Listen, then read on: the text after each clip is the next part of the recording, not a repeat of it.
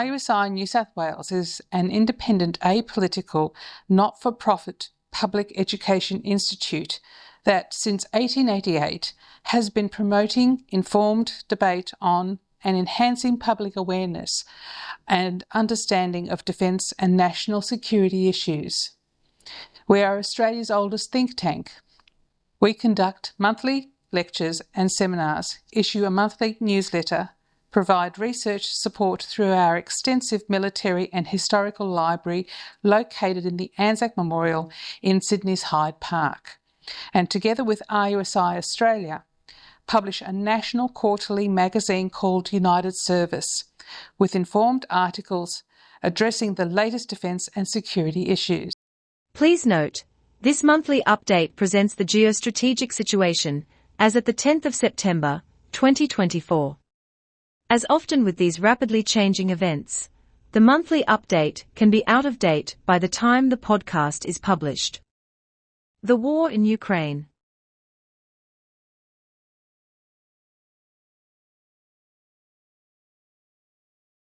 The war on land. This year until the end of July, Russia had held the initiative in the war on land and had been principally on the offensive while Ukraine had been on the defensive. Fighting had been fierce along the whole 1,000-kilometer front from Kharkiv Oblast and the Donbass in the east to Zaporizhia and Kherson Oblasts in the south. Russia had inched forward on several fronts, making most progress in Donetsk Oblast, where it had been threatening Chasiv Yar, Toretsk and the strategic logistics hub of Pokrovsk. Neither side, however, had seemed able to concentrate the combat power, munitions, equipment and troops that would be needed for a decisive breakthrough anywhere along the front.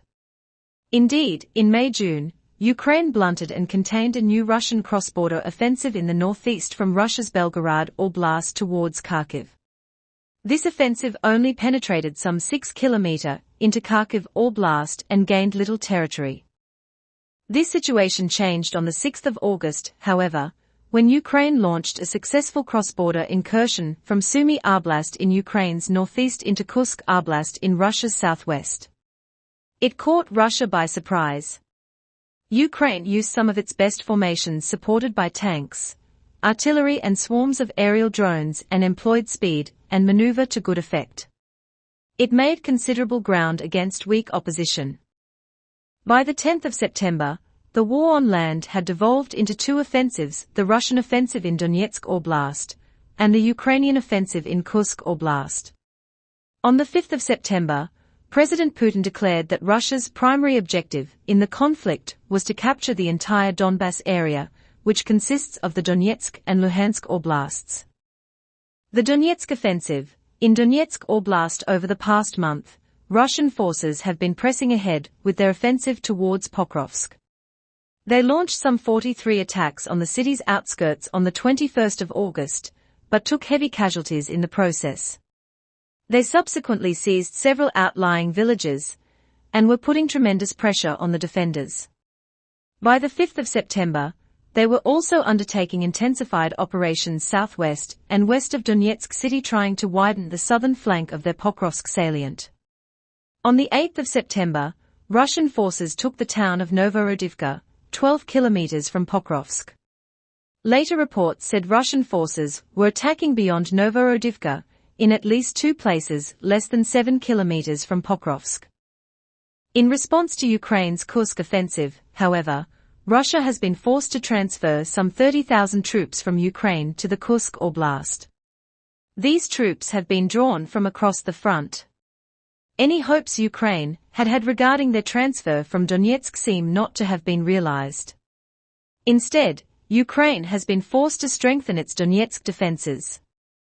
Overall, since January, Russia has seized a further 930 square kilometers of Ukrainian territory and now controls about 80% of Donbass, but has done so at a very heavy cost in personnel, more than 180,000 casualties, armored vehicles and munitions, leading some Western experts to predict that Russia will be unable to sustain its current Donetsk offensive for more than another couple of months.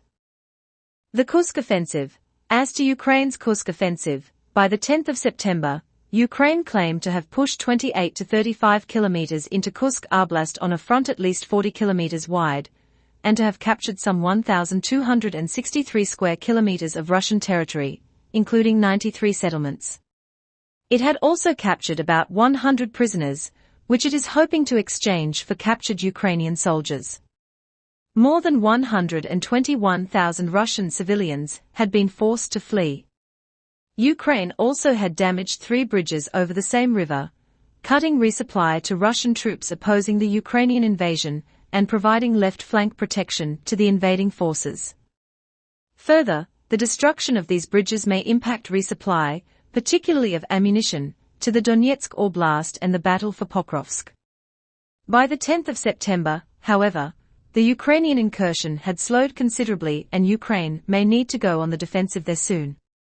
President Zelensky says the Kursk operation is intended to create a buffer zone at the border to prevent further Russian attacks across the border there.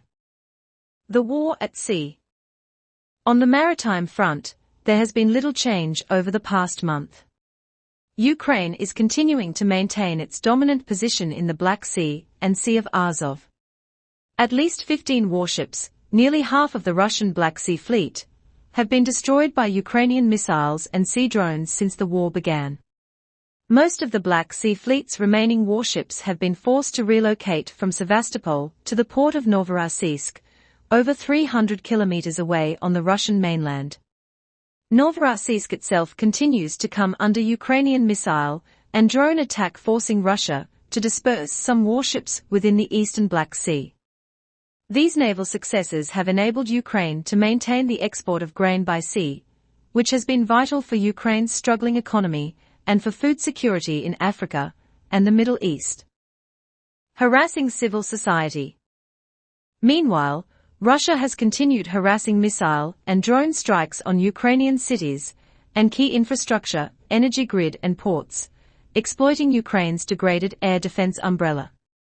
For example, on the 3rd of September, 2 Russian ballistic missiles blasted a military academy and nearby hospital in Poltava in eastern Ukraine, killing more than 50 people and wounding more than 200 others. The following day, there was a Russian missile strike on Lviv in western Ukraine near the Polish border, which killed 7 people.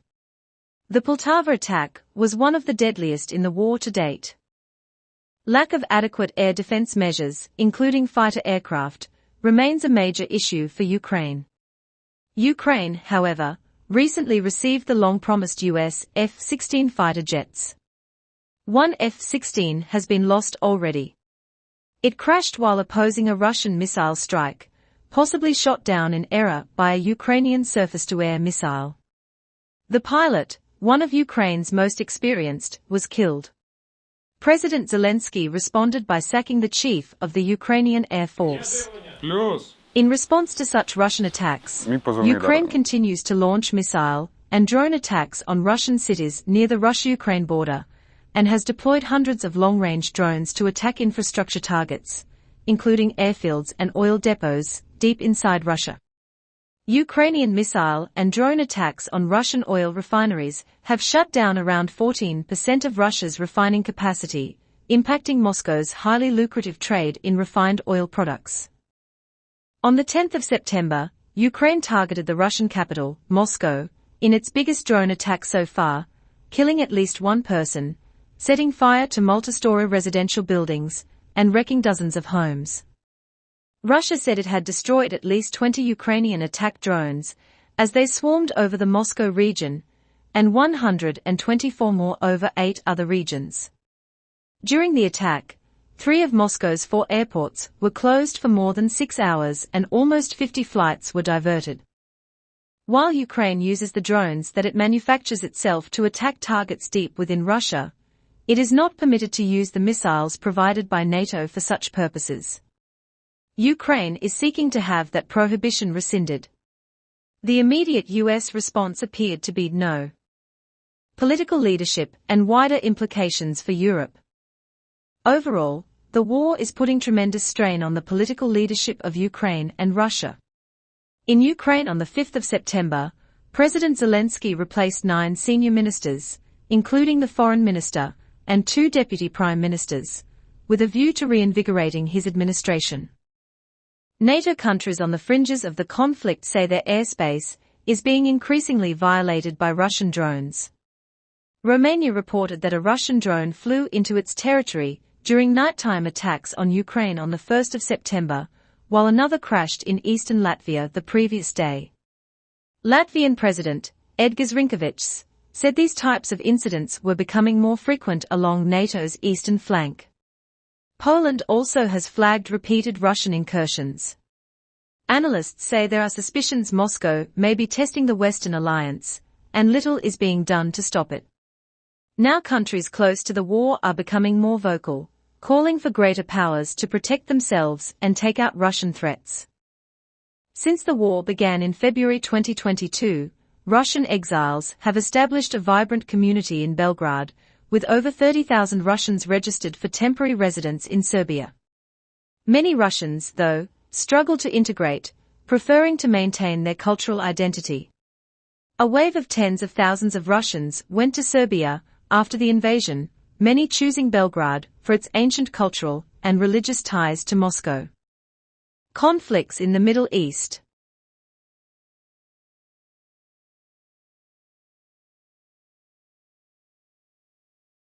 "100 of the Israeli hostages taken by the Hamas terror attack in October 2023 remain in captivity. The resulting conflict in Gaza, on the West Bank, on the Lebanon-Israel border, in Iraq and Syria, in the Red Sea, and in Iran continues. Over the last month, the international focus has been on the expected response by Iran and its proxies in Lebanon, Syria, Iraq and Yemen to Israel's assassination of 2 top Hezbollah and Hamas leaders, Hezbollah military commander, Fuad Shukr, in Beirut on the 30th of July, and Hamas political leader and chief peace talks negotiator, Ismail Haniyeh, in Tehran on the 31st of July. There was also major concern about an outbreak of polio among children in Gaza, the killing of 6 Israeli hostages by Hamas, which spawned political demonstrations in Israel against the government, and a major IDF security operation in the occupied West Bank, during which a Turkish-American citizen was shot dead by an IDF soldier. Meanwhile, the all-important peace talks have continued, but the two sides have failed to reach agreement. Revenge attacks. Hezbollah carried out a carefully calibrated attack on northern Israel on the 25th of August. It launched more than 320 Katyusha rockets and drones towards Israel and hit 11 military targets, after Israeli jets, anticipating the barrage, extensively bombarded southern Lebanon in a preemptive attack, reducing the dimensions of Hezbollah's strike. Hezbollah said the strike was in retaliation for the assassination of Hezbollah military commander, Fuad Shukr, in Beirut on the 30th of July, and that the barrage had completed the first phase of its response, but that the full response would take some time. As to revenge by Iran and its proxies other than Hezbollah, the major retaliation for which Israel is preparing itself had not eventuated by 10 September. Iran indicated that it would withhold its retaliatory attack if Israel agreed to a ceasefire deal. Gaza. In Gaza itself, Israel began a ground offensive there on the 27th of October, with a view to destroying Hamas and rescuing as many hostages as possible. Initially, the Israeli Defense Forces focused on northern Gaza, especially Gaza City. Once the north had been subdued, the IDF then moved to southern Gaza, especially Khan Yunis. The IDF then cleared central Gaza, and on the 7th of May began systematically clearing Rafah in the far south on the Egyptian border. Rafah had been the last remaining Hamas stronghold, and some had expected that its clearance might end the fighting. Hamas, however, re-emerged in previously cleared areas of north and central Gaza. Hence, the IDF had to return to those areas and has been involved in heavy fighting in both north and central Gaza concurrent with its assault on Rafah. Indeed, the war seems to have evolved from a sequence of major battles to reduce Hamas strongholds into continuous urban warfare against smaller Hamas forces throughout the Gaza Strip. With Rafah surrounded and isolated, the IDF was able to secure a buffer zone along the full length of its southern border with Egypt, the so-called Philadelphia Corridor. This was considered important to prevent resupply of Hamas with war material from the Sinai. The IDF completed its operations in Rafah on the 31st of August, and before it withdrew it found in a tunnel under the city the bodies of 6 hostages, including one Israeli-American, Hirsch Goldberg Polan, who had been murdered by Hamas a short time before the IDF reached them. Prime Minister Benjamin Netanyahu said he was heartbroken to hear the news and that Israel would not rest until it had caught those responsible. Senior Hamas official Azat El-Rishik said that Israel, in its refusal to sign a ceasefire deal, was responsible for the deaths. Meanwhile, Hamas and Islamic Jihad resumed suicide bombing in Tel Aviv on the 19th of August, and urban guerrilla warfare has continued across the Gaza Strip, with the IDF using overwhelming firepower to defeat the Hamas guerrillas. In part to minimize infantry casualties, Israel is relying heavily on airstrikes to destroy valuable targets and assassinate Hamas leaders. With Hamas operating from a system of tunnels beneath the enclave, especially its cities and major infrastructure, such as hospitals and schools, even with the use of smart weapons informed by good intelligence and aerial surveillance, it is inevitable that collateral damage will be high. For example, on the 10th of September, at least 40 Palestinians were killed and 60 injured in an Israeli airstrike on a tent encampment west of Khan Yunis in the southern Gaza Strip. Women and children were among those injured. The pre-dawn Israeli strike by at least 4 missiles blasted a huge crater, set tents ablaze and buried Palestinian families under sand. The tent encampment was in the Al-Mawasi area, which is designated as a humanitarian zone. The camp was crowded with displaced Palestinians who had fled from elsewhere in the enclave. The Israeli military said it targeted a Hamas command center. Hamas denied its fighters were present. International peace efforts.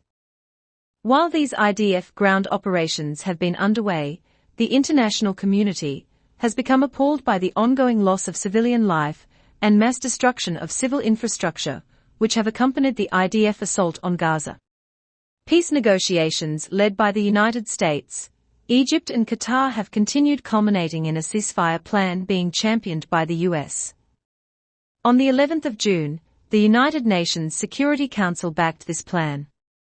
The two protagonists, however, did not accept the proposal and remain far apart on their fundamental demands.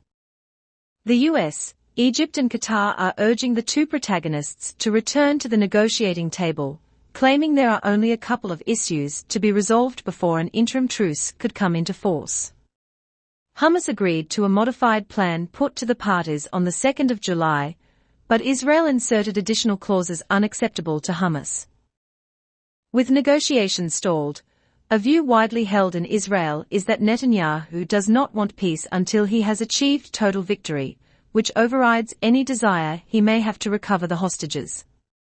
As of the 21st of August, the main sticking points seem to be Israel's insistence on keeping troops in Gaza in 2 places, the Philadelphia corridor, along the Gaza-Egypt border, and the Netzarim corridor, an east-west corridor, just south of Gaza City which divides northern Gaza from southern Gaza, whereas Hamas insists on a complete IDF withdrawal from Gaza.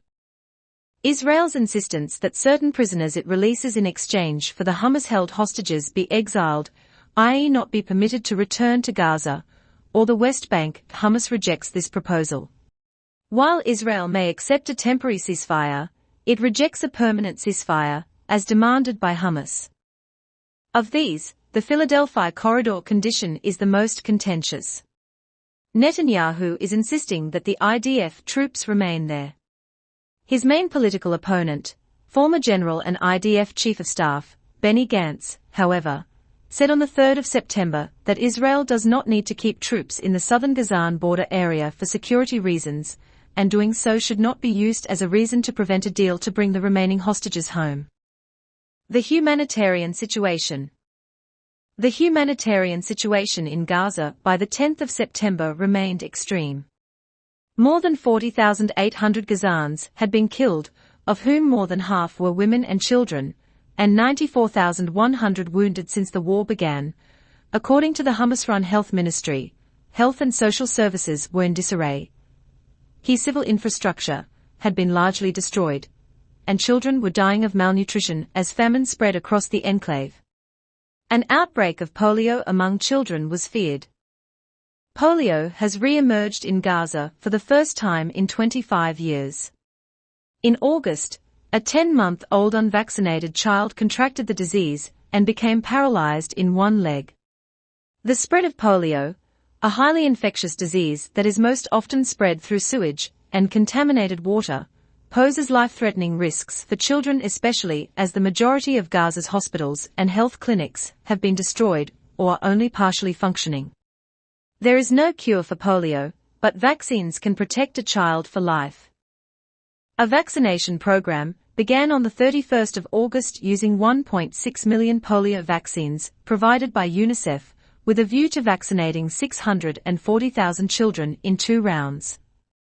Within each round, pauses in the fighting agreed to by the IDF and Hamas are scheduled to enable vaccines to be administered by 708 teams at hospitals and primary health care centers, and by 316 community outreach teams throughout the Gaza Strip.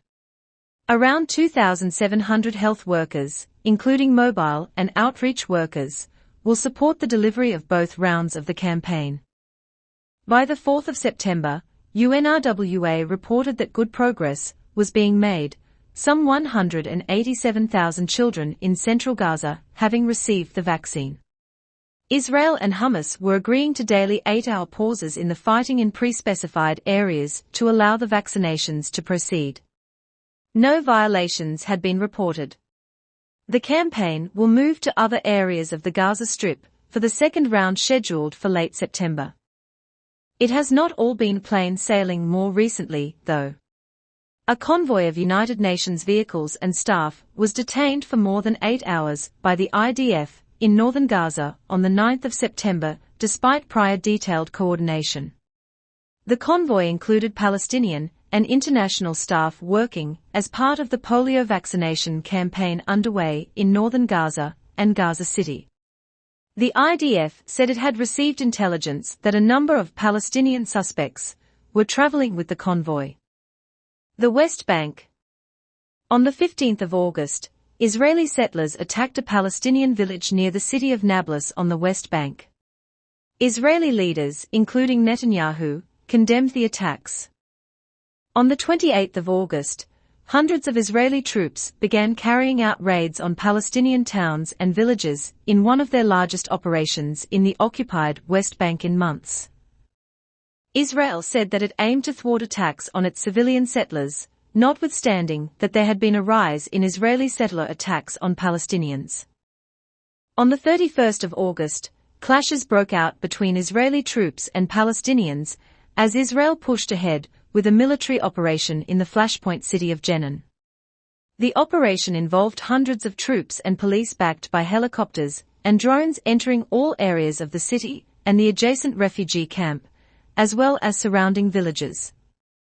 During subsequent days, troops fought running gun battles with Palestinian fighters from factions including Hamas, Islamic Jihad and Fatah.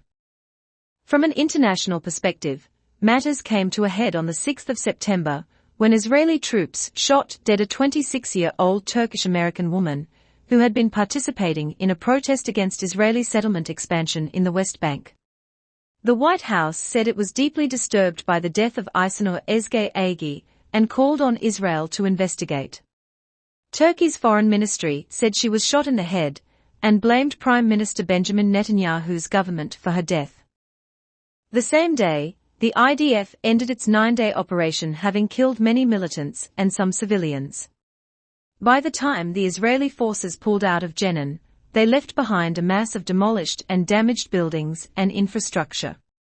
Thousands of residents had been displaced from their homes.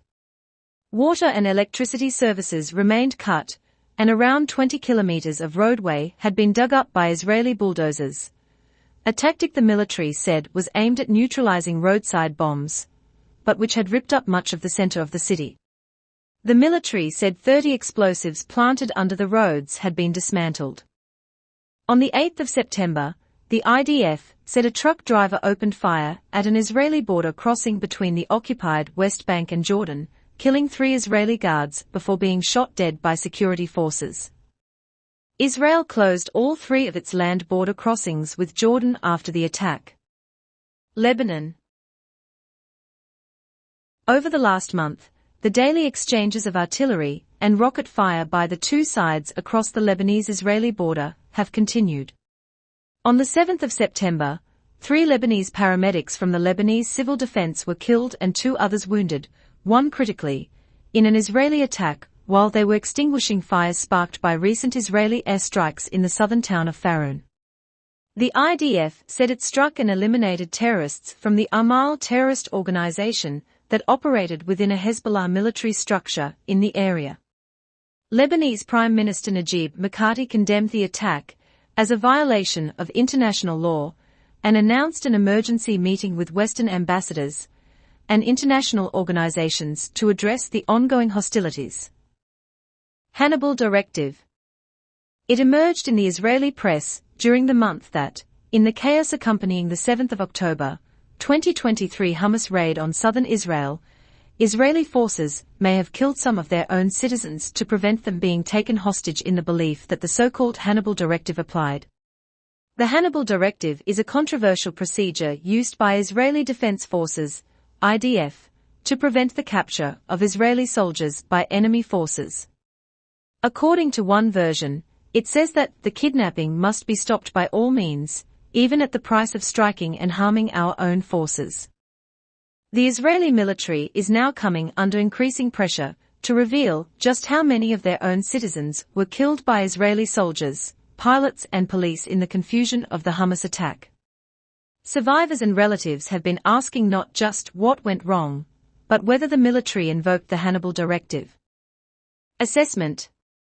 The war in Gaza has evolved into asymmetric urban guerrilla warfare, which both sides may be able to sustain indefinitely at different levels of intensity, unless a peace agreement can be reached.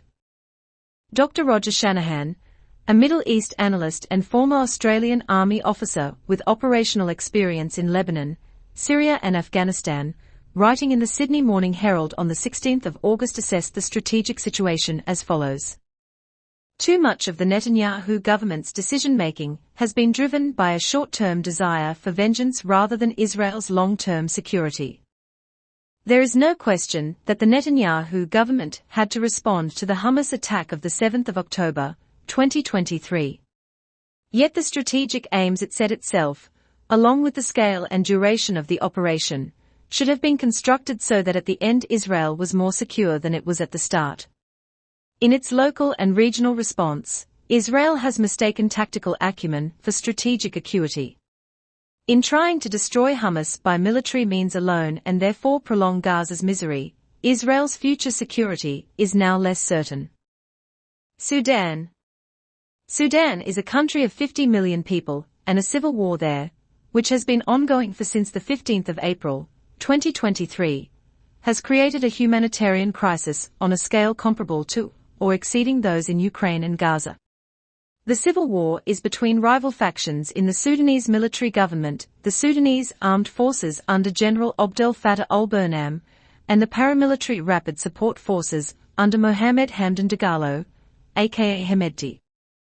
Most fighting has been concentrated around the capital, Khartoum, and in the Darfur region in the country's west.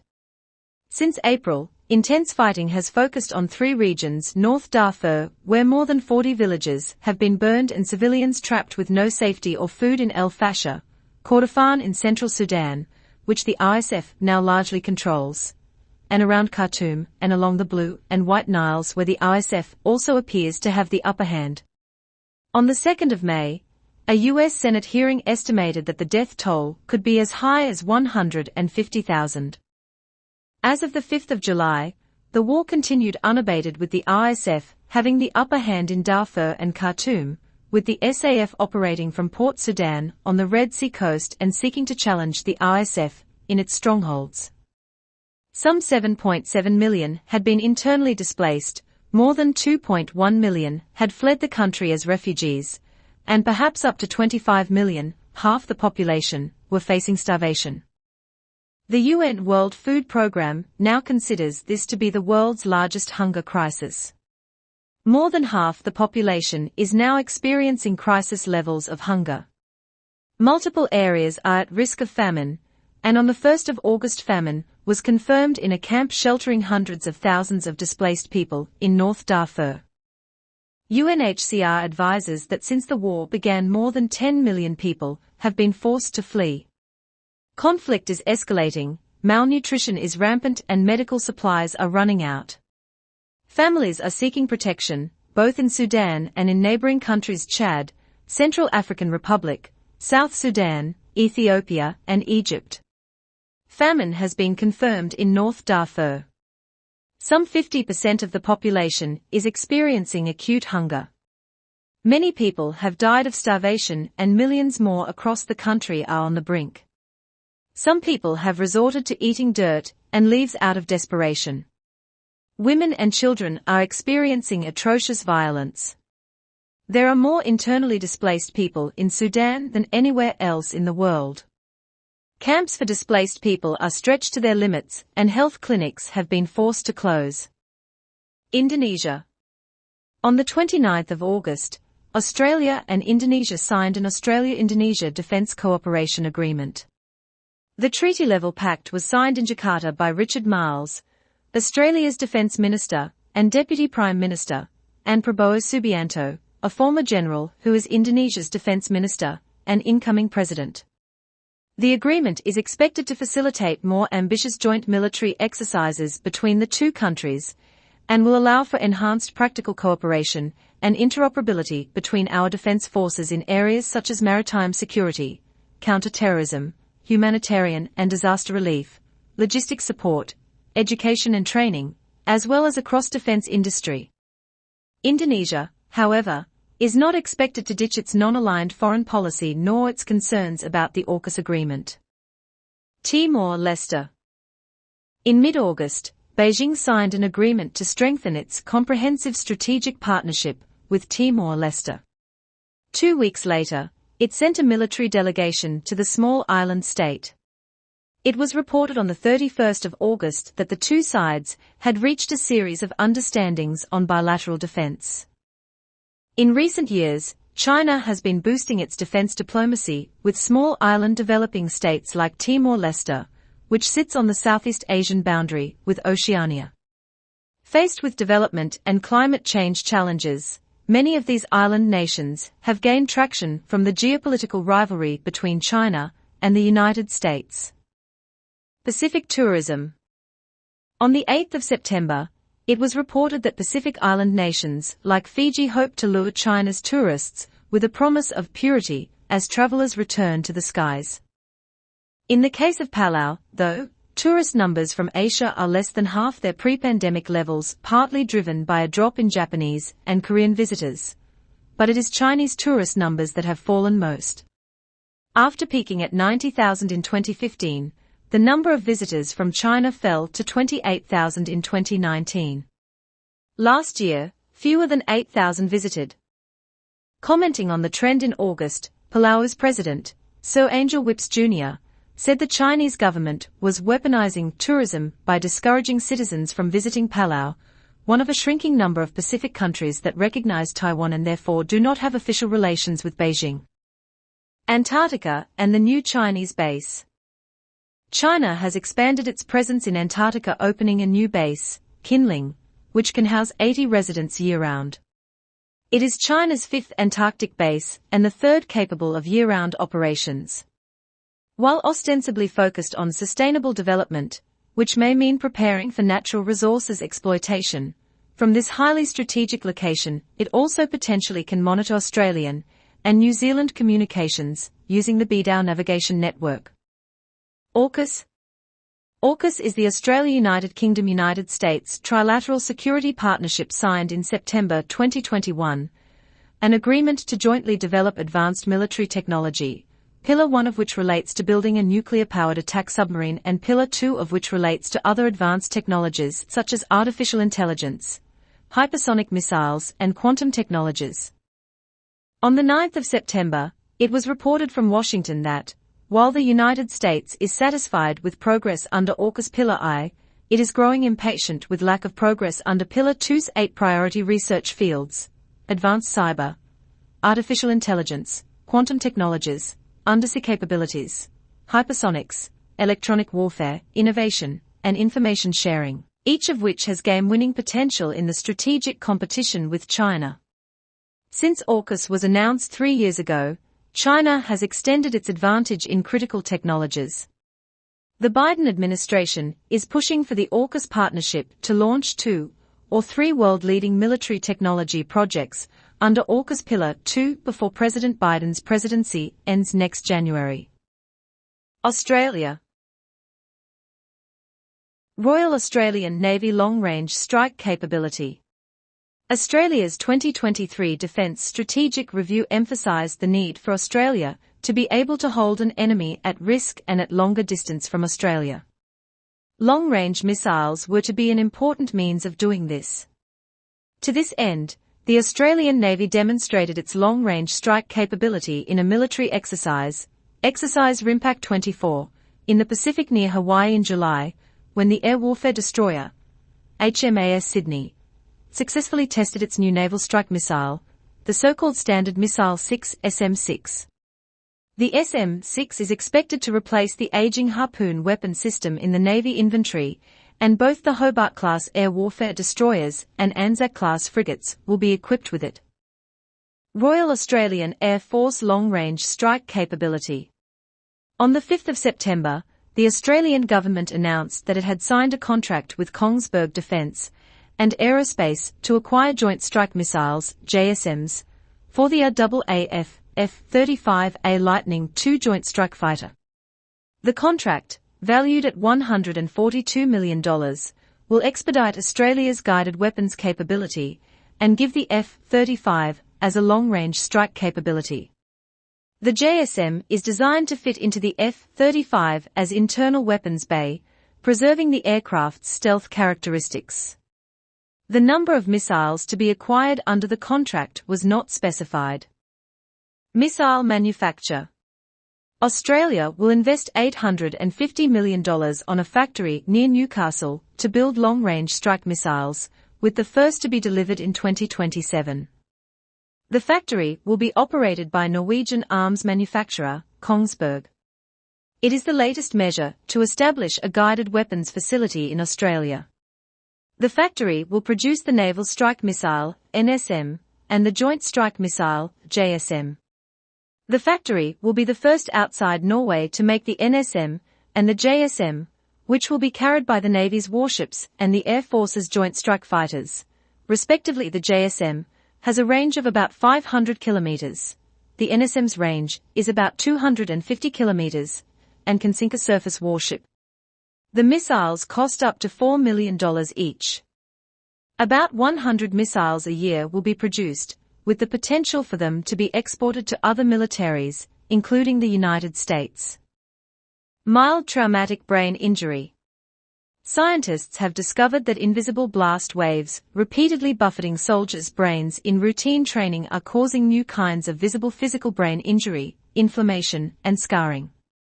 The debilitating symptoms of mild traumatic brain injury can look a lot like PTSD and other psychological conditions experienced by many veterans. Soldiers are most exposed to blast waves during repetitive heavy weapon training exercises, meaning even those who never see active combat are at risk, and the Australian Defence Force is ramping up recruiting with community displays like this at historic Lancer Barracks Parramatta on the 14th and the 15th of September, 2024.